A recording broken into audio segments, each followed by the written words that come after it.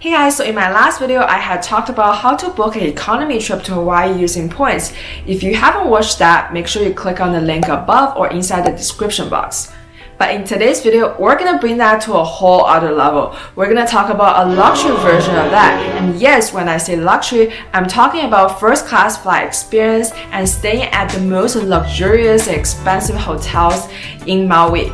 Because who doesn't want to be able to afford a $15,000 trip for as little as 350,000 points, which is equivalent to only $3,500? That is effectively a 76% discount. So if you're like me who have accumulated that many points across various different loyalty programs such as Amex, Chase, or Bilt, this video is for you because I'm not just gonna teach you some numbers and spreadsheet and strategies, I'm also gonna show you some mistakes I personally made. Oh my god guys, no, we just missed out on the first class flight when booking my own trip this upcoming May, so you can avoid making them. And as always, just like my last video, I will show you a winner in the hotel category as well as a winner in the travel category. So if this interests you, please keep on watching. And before I get started, a quick disclaimer, everything I talk about in this video will be YMMV or your miles might vary because depending on the availabilities of these things or when you checked it, things could be drastically different. So make sure you plan ahead. Without further ado, let's get right into it. Hey guys, let's start with the hotel. So in this example, we're gonna be comparing three of the most popular hotel chains in the world, namely Hyatt, Marriott, and Hilton. And specifically, I have picked three of the most expensive hotels in Maui, which are Andaz Maui at the Wailea Resort. That's the one I'm personally going this upcoming May. I'm super excited for that. The Ritz-Carlton Maui, Kapalua, and the Grand Wailea, which is a Waldorf Astoria property. So looking at these three hotels, their average dollar per night, including taxes and fees, are very similar, between $1,100 to $1,600. And the reason why the Andaz was slightly cheaper, even though it's a newer and more modern property, is because they're currently offering a promotion where if you pay using cash, you get the 6 nights free. That's why you're seeing a slightly cheaper price. So in total, if you assume a 1-week trip, we're talking about $7,000 for Hyatt, nearly $10,000 for Marriott, and $8,800 for Hilton. And when we look at points per night, Hyatt is definitely the cheapest here. It only costs as little as 30,000 points, whereas Marriott costs a whopping 330,000 points, and Hilton costs a 79,000 points. And the reason why you see these odd numbers is because both Marriott and Hyatt offer something called the 5th night free on rewards day, meaning that if you stay 4 consecutive nights, you get a 5th night free if you redeem it using points. The good thing about Hilton is that the transfer ratio is actually 1:2. Factor that into the equation. At the end of the day, the total points, transfer points needed, we're talking about 180,000 points for Hyatt, over a million points, right? 1.3 million points for Marriott, and 337,000 points for Hilton. And also a difference between Hyatt and Marriott and Hilton is that if you book on a rewards day, your Hyatt resort fee will be waived, whereas Marriott and Hilton, you have to pay extra dollars when it comes to resort fee and taxes. That's effectively $40 per night for Marriott and $50 a night for Hilton. So factor all those things in. Our blended value per point, it's 3.9 cents for Hyatt, only 0.7 cents for Marriott. So Marriott is clear loser here, and then 3.73 cents per point. So the points guy every year posts a redemption chart for every single loyalty programs, and in that chart, Hyatt is always one of the highest at 1.7 cents per point. So every time you can redeem something better than 1.7 cents, I would highly recommend it. And Hilton is always at the bottom at 0.6 cents per point. And if you multiply that 2, that's about 1.2, right? Due to the transfer ratio. So I was a little bit surprised to find out that Hilton, with this specific property, is actually neck and neck to Hyatt. And as of the time I put together the spreadsheet, Amex also was having a 20% promotion when you transfer points between Amex to Hilton. So that effectively increased the cent per point from 3.7 cent to all the way to 4.85, which actually beats what a Hyatt comes down to. Even though that promotion is over, that's just something to keep in mind. However, I did end up booking Hyatt because, as you guys know, last year I had finished the Global List Challenge. There was going to be free breakfast and the possibility to upgrade to a suite room.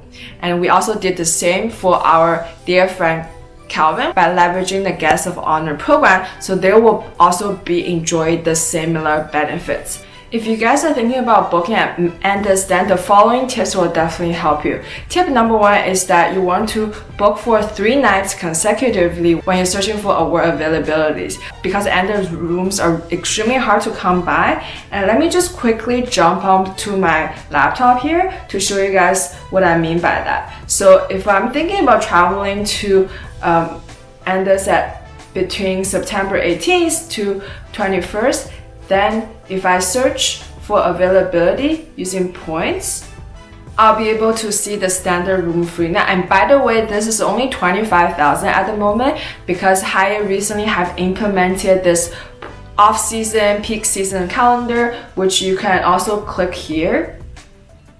So you can actually get some really good deals that's lower than the 30,000 points that I have listed in my spreadsheet for the exact same trip. But if I want to stay for 4 nights instead of 3, the availability is gone. And similarly, if I search for 2 nights, the same room is also not available. So the sweet spot here is 3 nights. The tip number 2 is that you can contact customer support to modify your stay if you're not happy with 3 nights. So for example, if I'm only interested in booking 2 nights instead of 3, I would still pick the 3 nights because that's when you can see the availability. But instead of click on view points, here we want to click on view rates.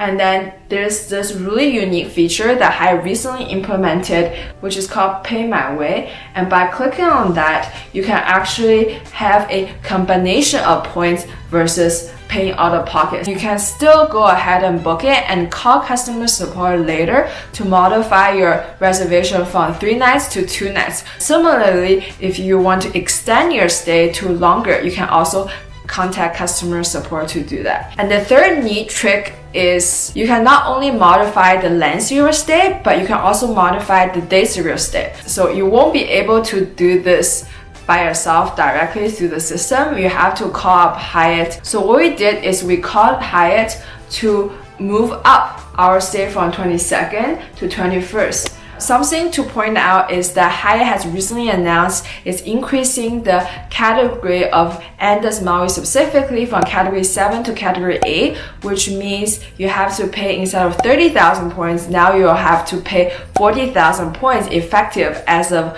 March 22nd. Depending on when you're watching this, you might be seeing these points, new devaluation of points reflected. So bringing that into the equation again, instead of the 3.9 cent per point, we're talking about 2.93 cents. If that's the case, then Hilton is a clear winner here.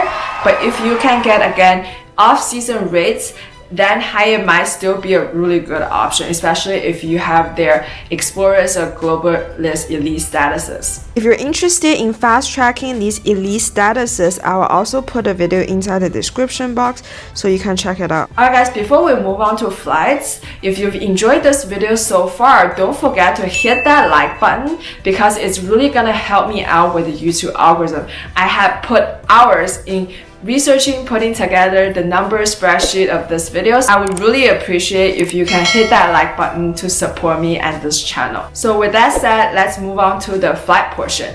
Alright guys, when it comes to flights, we're comparing 4 options. We're comparing booking directly on United, Hawaiian Asiamiles, which is a travel partner of Alaska, and also directly through the Chase Ultimate Rewards portal. For the same day, September 19th to September 25th, for a cash price, a couple round trip from the West Coast, specifically San Francisco to OGG, which is Maui, we're talking about between $2,500 to $4,000, depending on which flight you end up booking. And on United, the one-person flight costs 54,500 points, and for Hawaii, it costs 80,000 points, whereas Asiamiles, it costs 45,000 points for Alaska Airlines. And keep in mind, the term first class and business class sometimes are used interchangeably when you're booking rewards flights. And one way to check is you want to check the model of the flight. For example, Boeing 777 is a first class flight which specified the live flight option, whereas if you're booking a business class, it's only a recliner option. One mistake I made is I wasn't aware of that. Oh my god guys, I just missed out a first class flight by 1 hour. I literally saw there were 3 tickets left 1 hour ago and I was about to book it, and now there's only 1 ticket left. I am very frustrated. Make sure you guys, if you can, if the availability is there, make sure you're booking that live flat option. And factor everything in, the total cost in points required for United is 221,000, for Hawaii is 323,000, 192,000 for Asia, and only 166 for Chase Rewards portal. That is because if you either own the Chase Sapphire Reserve or the Chase Sapphire Preferred credit card, when you're redeeming flights through the Chase Ultimate Rewards portal, you can get 1.5x or 1.25x respectively. The numbers here is assuming a 1.5x redemption. Factor everything in, the value per point, assume on average $2,400. Then we're talking about 1.1 cent per point for United, 0.7 on Hawaiian, 1.25 on Asiamiles, and 1.4 through the Chase Ultimate Rewards portal. So in this case, Chase Ultimate Rewards portal is definitely a winner here, but if you don't own any of those credit cards, I actually strongly encourage you guys to check out Asiamiles, which is a partner of Alaska Airlines. Although when you book on Alaska Airlines, they will never have first class, you only have business class, hence the recliner seat. So that's just something to keep in mind. The number one tip to transfer points from Amex to Asia is that sometimes your first attempt most likely won't work, because in Asia we actually put our last name first and first name last. The system had caused problem. I'm gonna include like an email template right here. I had to contact Asiamiles support in order to correct the names on my profile before linking it successfully. Asiamiles actually had 3 transfer partners, including Amex, Citi, and Capital One. So if you have points in any of those systems, you can transfer points to Asiamiles. And in addition to these 4 options, my bonus tip here is that if you own a Amex Platinum business card, you are able to also get around 1.54 cent when you are redeeming through the Amex travel portal called Amex Pay with Points. So that's also another great option if you own that Amex Business Platinum card. Okay guys, so we're gonna be traveling with this little one to Maui. If you have been to Maui before, make sure to leave me a comment below telling me what type of activities we should do. But if you haven't, I really hope this video is helpful. Leave me a comment on what your next travel destination is. Hope to see you guys in the next one. Bye!